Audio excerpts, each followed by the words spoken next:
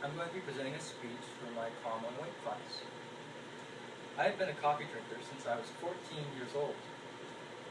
If I don't have my cup of coffee in the morning, the rest of my day is just a blur. I'm like The Walking Dead, it's terrible. Besides the delicious taste of coffee, it has several health benefits that have been known to enhance the quality of life. Coffee promotes healthy brain function. According to Science Daily, coffee is known to decrease the incidence of getting Alzheimer's disease.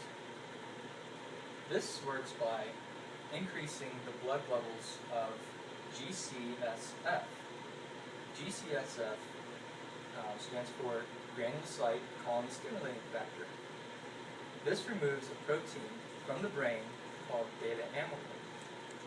This protein is dangerous, and it has been proven and known to be linked to causing Alzheimer's. This also, GCSF, also promotes stem cells to the brain, and these stem cells will help rejuvenate the brain cells. NewScientist.com states that coffee increases the blood flow to the brain. So like any muscle, the brain is similar. And when you increase the blood flow to it, it's going to exercise it, and so it's going to be stronger. So it's going to increase the blood flow to the prefrontal cortex, and this is going to enhance your concentration and memory. Evidence shows that coffee reduces the incidence of developing type 2 diabetes. WebMD.com says that if you drink 6 to 7 cups of coffee daily, you decrease your risk of getting type 2 diabetes by 35%. Coffee contains many substances, elements, proteins, compounds, some of which are magnesium and chromium. And these two elements help regulate or help the body utilize insulin to help regulate blood glucose levels. And magnesium is one of the key elements in the body, and it's going to play a role in any type of energy utilization, which can come from glucose. So by lowering the glucose levels, you're going to prevent yourself from getting type 2 diabetes. And CNN states that coffee contains many antioxidants. And antioxidants are going to help rid the body of free radicals. And free radicals are very dangerous compounds that have a lone electron on it that's going to travel all through your body and damage and kill lots of cells.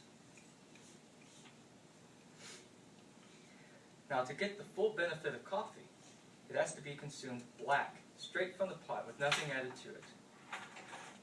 Primal MD states that coffee contains milk, or if you drink coffee with milk and creamers, those contains proteins that will lower the body's ability to absorb the nutrients and antioxidants from coffee. So the protein in the milk is going to act as a competitor with your body's proteins. So your body's not going to be able to as readily bind to those antioxidants and use them. Naturalnews.com says that sugar increases your risk of type 2 diabetes. And Red Ice Creations says that sweeteners are bad.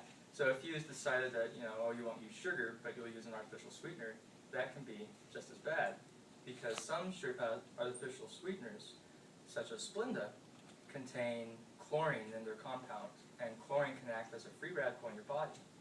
Other artificial sweeteners are the way that scientists make them is they make it like a sugar molecule with all of this added compounds to it, so it's so big that your body can't use it. But because it's so big, it's going to travel through your body and damage and break all types of cells and your capillaries. So now that we know about some of the health benefits of coffee, what should we do?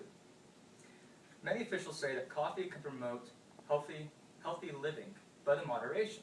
So like with anything, most things are good in moderation, but in excess they can be dangerous. So I encourage you to drink coffee.